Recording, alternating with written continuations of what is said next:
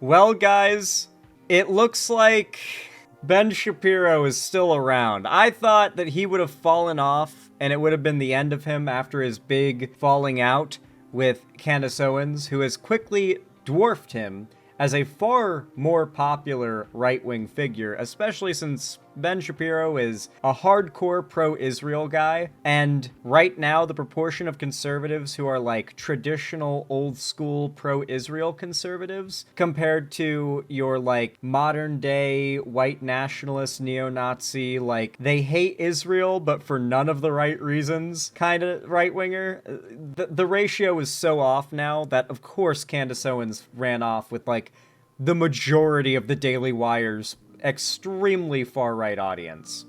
And so it surprises me that he's still pulling numbers like this. 9 hours ago, he uploaded this video. It will never die. Democrats unleash a new brand of woke. Woke 2.0.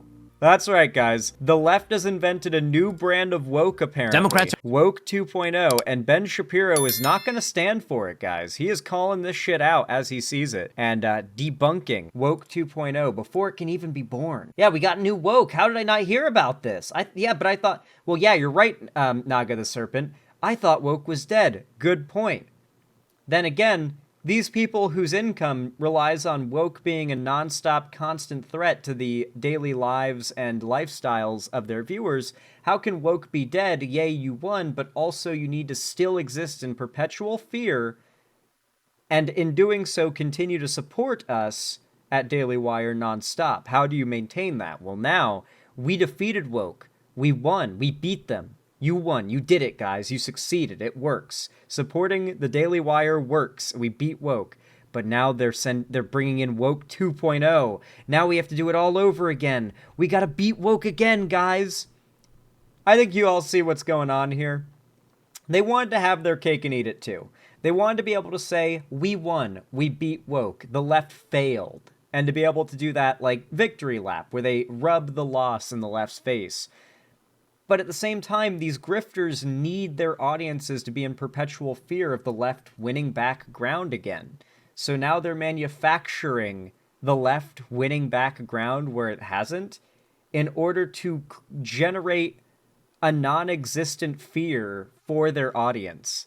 So now they're pretending like a new brand of woke is starting to blow up so that they can, I guess, scare their audiences into continuing to support them spitefully against the left, out of belief that, like, if they don't continue fighting woke, then woke will return. Let's see what the deal is with all this, though. I'm curious to see what his claim is here. are embracing a brand new form of wokeism. The old woke is dying, but something new and ugly is taking its place.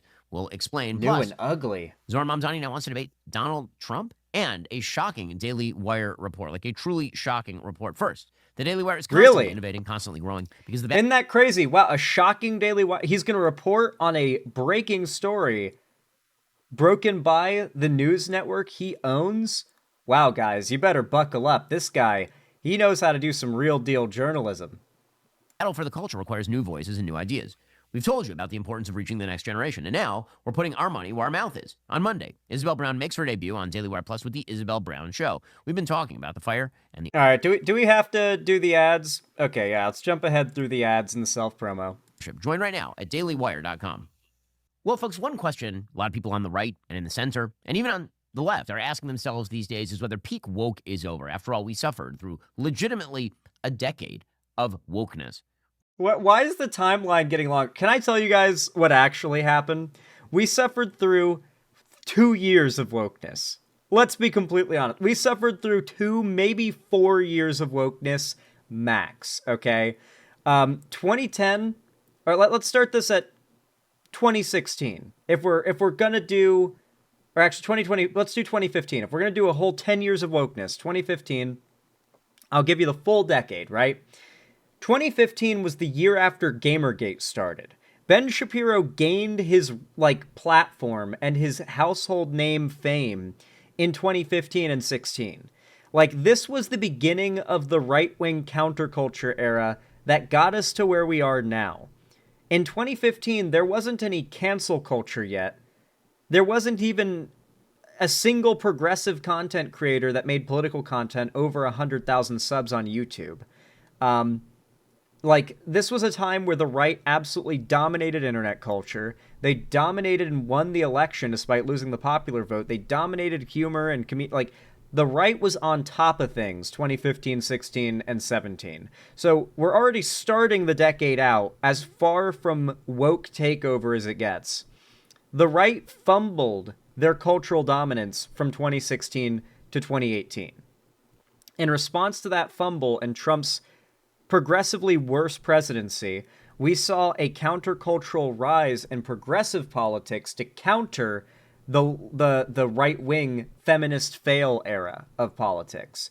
And in that era of like 2019 to 2021, BreadTube or LeftTube or whatever term you want to call it became a viable thing that actually existed. In parallel to that, the online left spread out from just like Tumblr and some Reddits to take over the whole internet, or to exist on the whole internet, not take it over. And so you actually had notable left-wing communities and accounts and posters on every major social media network starting in like 2019. That's when it really started to blow up. Peaking, I'd say, in 2020 and kind of waning off in 2021. I'd say from 2022 onward, we have not been in the era of woke.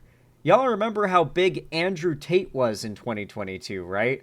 You remember how big, like, woke, like, anti-wokeness has been since then, right? Like, let's be clear. Anti-wokeness, anti-SJW-ness, these things have always been louder and more culturally dominant at any given time than the thing that they are ideologically fighting.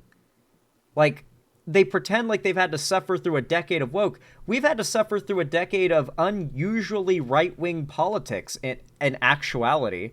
Like, the internet has facilitated a revival of conservatism that was thought impossible over a decade ago because people were getting smarter, you know, more informed, and the internet was thought to only accelerate that. But now with the, you know, dominance of algorithms that like to trap people in echo chambers, now we've seen the exact opposite occur. The right has been saved by the internet algorithms that trap people in bubbles that feed them exactly what they want to see and keeps them watching. Wokeness being the proposition that any disparity between groups was evidence of discrimination, and this manifested as DEI. It manifested as the So that is the definition of woke according to Ben Shapiro. We actually got a definition. Every single disparity between groups is because of discrimination. What he basically means by that is if you believe that black people they like have it rougher in America because of racism, then you're woke. And woke is evil and ugly. Because, of course, if you're a conservative, you believe that black people have it rough in America because of their own choices or because of their own inability to achieve what I guess the American white man has. There's a very common belief among conservatives. They believe that America, or they claim they believe America is a meritocracy, and the left falsely believes that because certain groups can't get ahead in the meritocracy, that must mean it is not one. It's not one. That the government had to constantly rig the system in the reverse direction. It was the Ibram X. Kendi ideology, the Robin DiAngelo ideology that, again... No one knows who these people are anymore, and mind you, like, these are academics with very niche followings that never actually had any pull outside of, like, college classrooms. Like, the fact anybody even knows these names is mostly because of right-wing pundits who have popularized them as boogeymen. Like these are not like famous people. These are hyper niche, like giga, like cringe, dry academic writers. And if any group was performing less well than another group, that had to be a result of a discriminatory system. And now it's not any disparity in the data, it's performing less well. Okay, so we're already kind of broadening what you mean by that. It feels as though, on a racial level, we passed peak woke. That simply saying now systemic racism is not going to result in some sort of left-wing policy. And that if you go up against that, you're going to be able to retain your career. You're not going to be fired. And there was peak woke with regard to transgender ideology. The idea being that if you were a man who identified as a woman, you were part of a discrete and insular minority, and that the problems you were having in your life were the faults of the systems around you, and therefore the systems had to be torn down in the name of justice. And any Yeah, no, that's not what people are saying. Most people who are pro-trans are liberals and thus reformists, not full-on revolutionary tear down the system and build a new one in its place. Most people would like to see amendments made to laws that include trans people as protected classes, for instance. That is not tearing down a system and rebuilding a new one. Including trans people under coverage on the ACA for their gender transition is not tearing down the system and building a new one.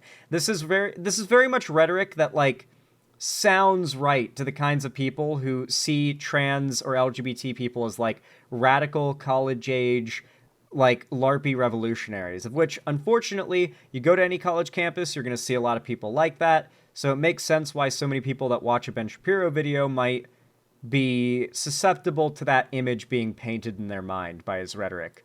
Anybody who argued with you had to be destroyed, had to be censored, had to be taken off the air, had to be punished. And it feels like we're past that as well. That is amazing. Ben Shapiro criticizing the left because supposedly the left believed anyone they argued with or argued with them had to be destroyed, quote unquote.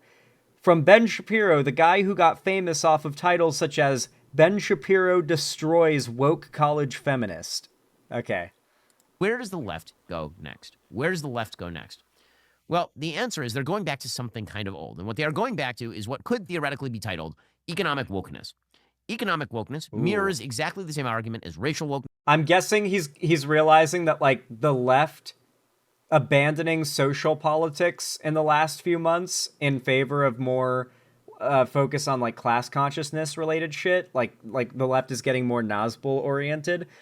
Ben Shapiro is actually worried that trying to socialism pill people without the controversial social bread pilling, I guess, could be a new brand of woke that won't push people away because the right has primed people to agree with the claims that socialists make.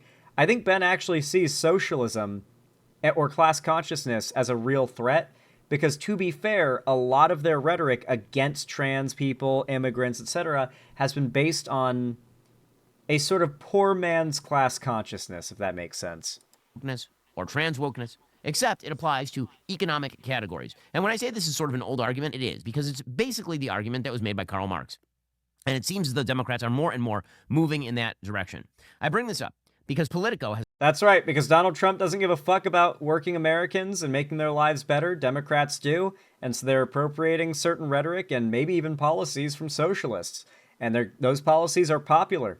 For all of the faults of the Democrats, for all of the decreasing popularity of certain social issues the Democrats back, like trans rights, one thing the Democrats never lose on is their policy being pro-American and the popularity of that policy once it goes into place. Let's be clear here. Trump got scared out of destroying the ACA in his first term because he didn't have a replacement for it that was better. The idea of getting rid of the Affordable Care Act, Obamacare, was only acceptable even by Trump's own voters if you replaced that system with something that did the same thing but better. Trump wanted to get rid of it because he didn't want that thing being done, which was giving healthcare to Americans. Let's be very clear here. Ben knows that on these particular issues, this is where the Democrats really have their bread and butter. And that is among Americans who actually care about getting policy passed that helps them, the Democrats are the obvious choice and always will be. And if the Democrats start focusing on, or the left starts focusing on the issues that matter and redirects the conversation successfully to issues that actually matter, the right doesn't have much to bring to the table, if anything, on these issues. Has a fascinating piece today by Elena Schneider titled Democratic Research Finds Voters Prefer Populism Over Abundance. What do they mean by that? Well, there are basically two wings of the Democratic Party right now that are sort of battling it out for ideological supremacy. One could be titled the Abundance Wing. The Abundance Wing is led by people like Ezra Klein and Derek Thompson, who wrote the book Abundance.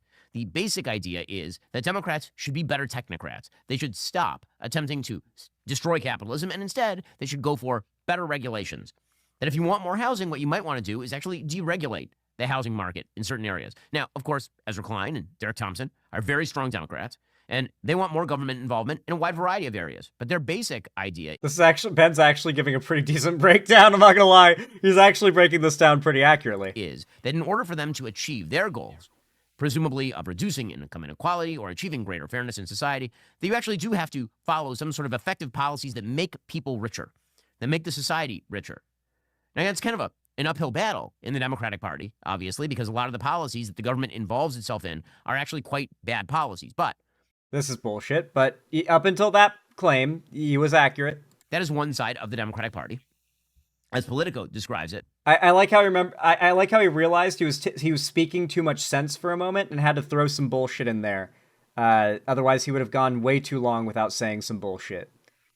The abundance agenda is, again, basically this idea that overly bureaucratic regulations can actually make things worse.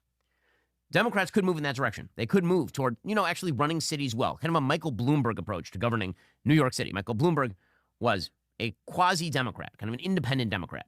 Or theoretically, they could move in a more radical direction, particularly on economics. It seems, according to a brand new memo obtained first by Politico, that Democrats are being cautioned about relying on abundance ideas. Instead, they need to push for an economic populism that basically is rooted in grievance. According to Politico, the memo reads, quote, while there are elements of the abundance... The fact is, by the way, regardless of how much better the American economy gets or how much higher the average American quality of life gets, like with many issues, Americans' perception of the issue is directly polar opposite to the reality. One of the most ape learns the average American's understanding of politics and kills itself moment is this one. U.S. crime year by year versus American perception of crime year by year.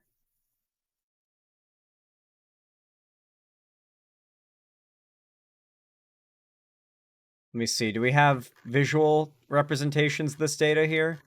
Because it hits harder when you've got a visual representation of the data. We got a few charts here. Those aren't the charts I'm looking for. They don't measure the thing I'm looking for. Is this it? Here, I think this is... Yeah, this is... Okay, here's one chart. And then... Here's the other chart. I just have to do the side-by-side myself, because I guess I can't find a correlative study, or a study that shows the two thingies. Give me a moment, chat. I'm sorry this is taking a minute, but my browser is slow today. Not my internet, by the way. The browser. So that page is not going to load. Okay, just not even going to think about loading. Is this page going to load? Yes. Okay. Cool. All right, so as you can see, look at this. Reported violent crime in the United States from 1990 to 2023. As you can see, it's been on a pretty strong downward trajectory. The only time where we saw it spike up was during the COVID era, but even then it just kind of piddled back out pretty quick. This year, or 2024, also saw a drop, though it's not on this chart. And this year, so far, statistically, is on track to have the lowest murder rate, or just violent crime rate in general, of any year in American history. This year is statistically on track to be the safest year to be an American, at least as far as crime is concerned, ever. And do you want to see how Americans feel about crime right now? Every single demographic, even Democrats, of course less so, but because they're not as susceptible to misinfo fear-mongering, and they actually care more about data. But even them, to a small degree, have consistently rated that they feel crime is worsening year by year, especially in recent years. There's been a sharp spike upwards in people's perception that crime is worsening. But the fact is, it's really not. It's really not getting worse, but Americans are progressively seeing it as worse. And this kind of data that you see represented where the reality and Americans' perception of the issue are directly polar opposite objectively on like a statistical, chartable, measurable level. Like Americans are just objectively wrong at like a staggeringly high rate. This is becoming common on every issue. Americans are getting more wrong objectively on every issue. This trend is being represented on a terrifying amount of issues. A really good example is the economy. This is why Kamala lost the election, why Biden likely would have lost the election if he ran, is because despite Biden presiding over the literal most healthy American economy towards the end of his election ever in American history, the lowest rate of unemployment, the highest rate of GDP growth, the highest rate of economic recovery, the quickest drop in inflation ever in American history. Like every single thing that you could measure the U.S. economy's health and growth off of, Biden presided over the best era for that. Americans' wages were rising. The U.S. dollar's buying power was rising. Americans' futures were getting brighter as Biden was writing policy that was setting us up for having monopolies on certain massive global manufacturing industries, which would have actually brought American manufacturing jobs back. As everything got better, day by day by day by day, Americans' perception of the economy got worse, day by day by day. As the economy got better, at an almost equal rate, Americans' perception of the economy got worse. And this is the unbelievable, like, mind-numbing, like, monkey wants to kill itself issue that we're in right now, where Americans have never been dumber and they've never been more objectively wrong about everything. And we have this big problem right now where to get Americans to even consider voting for you, you have to knowingly play into their objectively wrong perceptions that their lives are harder than they really are. I remember how much shit I got when Biden was president, and I pointed out, guys, you realize the economy is healthier now than ever in American history, right? And I would get shit for that, because, like, are you saying our lives aren't hard? Are you saying, have you seen how many people can barely afford to live right now, Xander? Are you seriously claiming things are good right now? It's like, well, statistically, they've never been better. Why are people statistically more pessimistic about the economy than ever at the same time? Why is it that when things get better, people get more pessimistic? And even on the left, this is a tendency, especially among leftists, it's a tendency. And it's what killed the Democrats in this election. It's the reason we have Trump in power. Americans are just objectively wrong. And what they think is a problem is just objectively wrong. A great example is we've got Joseph LH, like, absolutely baby raging over on YouTube chat for me, at me for telling the truth on this issue. The sad, unfortunate truth that, like, most of the bitching that people do or did during Biden's administration was nonsense that helped to get us where we are now. It's agenda that have appeal.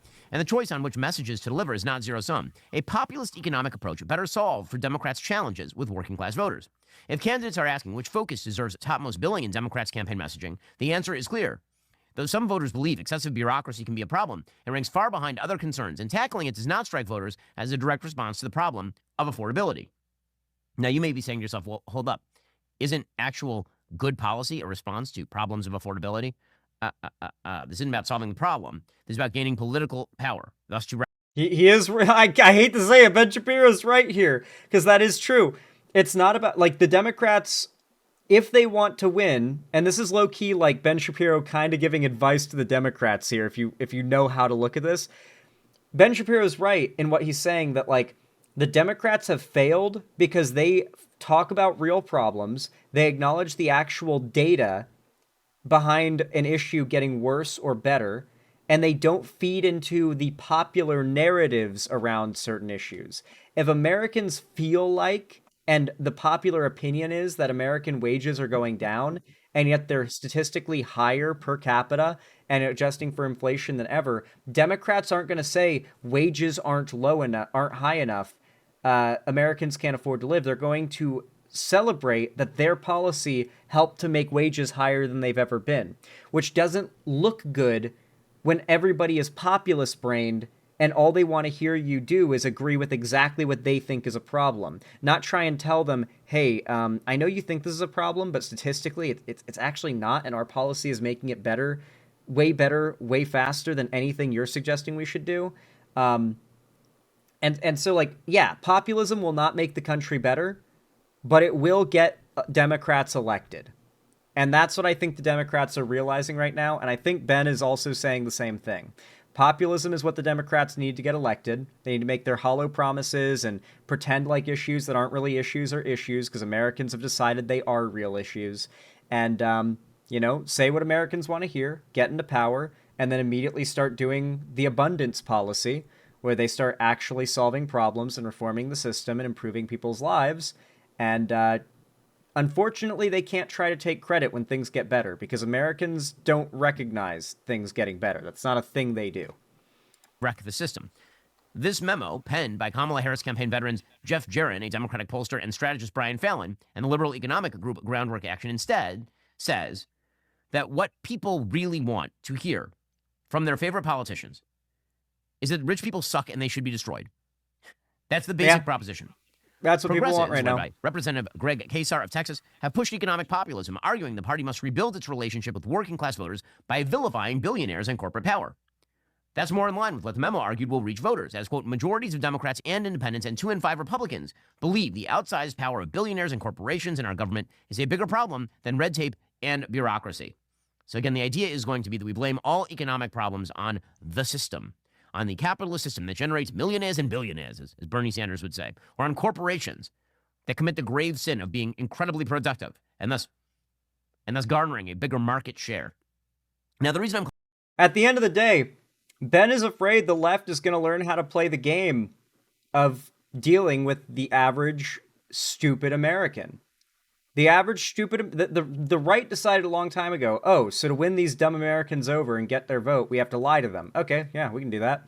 The Democrats have not quite embraced that reality yet. That, like, Americans are stupid. They don't care about real issues. They don't know what policies will make their lives better. So you can't say, we're going to do this policy and expect them to know what that means. How many Americans do you think know what child tax credit even means? They're not going to Google it if they don't, I'll tell you that.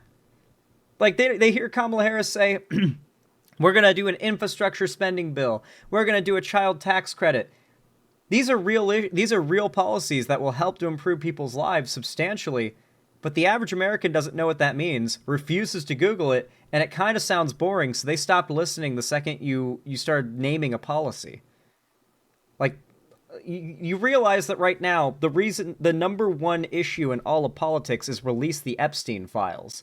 A situation where nobody has to do any research to pretend like they know anything about the situation, that requires no outside knowledge of anything. You don't need to know any data, remember any dates. You don't, like, it's about a dead guy who died in prison. It's a lot of memes and stuff. Like, obviously it's an important issue. But there are all, like, right now, we're seeing an attempted, more or less, genocide of multiple groups in this country. The mass deportations, the crackdown on trans and gay rights. Like, there are some issues, like some pretty fucking big issues that deserve a lot of talking about. But everyone's only talking about the Epstein thing because, critically, it's a low barrier of entry conversation. Any idiot can talk about this Epstein issue and sound like an informed, outraged person. You can't talk about policy not knowing what you're talking about and sound like an informed, outraged person. But with Epstein, there's so much, everyone's talking about the details of it. You can watch a YouTube video and know everything important to know about it. And so it's one of those situations where Americans' priorities, or at least what they focus on and talk about, are not the kind of things that the Democrats have been focusing on. And hopefully we're going to see Democrats refocus their rhetoric. Maybe not their goals. I hope they don't refocus their goals. They need the same goals. They need the same policy ideas, but they need to refocus their rhetoric. When they're running, they need to basically try to use Bernie Sanders as a template and improve what he did. Bernie Sanders wasn't popular enough to win. Maybe he would be today. It's a good chance he would be. but do what Bernie Sanders did, win that Bernie Sanders vote, and then win all the other votes on top of that by finding out how to do what he did, but better. I genuinely think that's the way. Anyway, though, I think it's really funny that Ben Shapiro is unironically terrified the Democrats are going to embrace socialism. It really does show that, like, the Republicans, they know what their weakness is right now, and their biggest weakness at the moment is their hardcore, hardline defense of capitalism and billionaires, a position that is kind of the elephant in the room right now. You know what I mean? We'll see. We'll see how that goes. Anyway, folks, if you guys enjoyed this video, I hope you guys end up considering leaving a like and a comment. Every thumbs up and every comment goes a long way to boost the channel in the algorithm, get it out to more people, and help to spread my content and my message to more people. Maybe choke out some right-wing propaganda channels like Ben Shapiro in the algorithm so it reaches more people. And of course, if you want to see more from me, don't forget to subscribe and ring the bell icon to turn on all notifications so YouTube actually tells you when I go live or upload new videos in the future. And don't forget to follow my social medias, linked down below in the description, particularly my fan Discord, as that is the main hub of my fan base and community. I host weekly gaming events and call-in streams there, as well as movie nights and watch parties, like tonight, where we're going to be watching the new South Park in the Discord. It's going to be a fun time, so I hope you guys don't miss it. And finally, if you want to support me directly, financially, help me keep the lights on and a roof above my head here at the Xanderhall studio, then please consider donating, subscribing, or gifting a sub on my website, xanderhall.com/live, or support me through YouTube, Twitch, Streamlabs, Stream Elements, Patreon, or buy some custom Xanderhall merch through the Streamlabs link down below. Regardless of how you support me, thank you so much for watching, and as always, have a good one.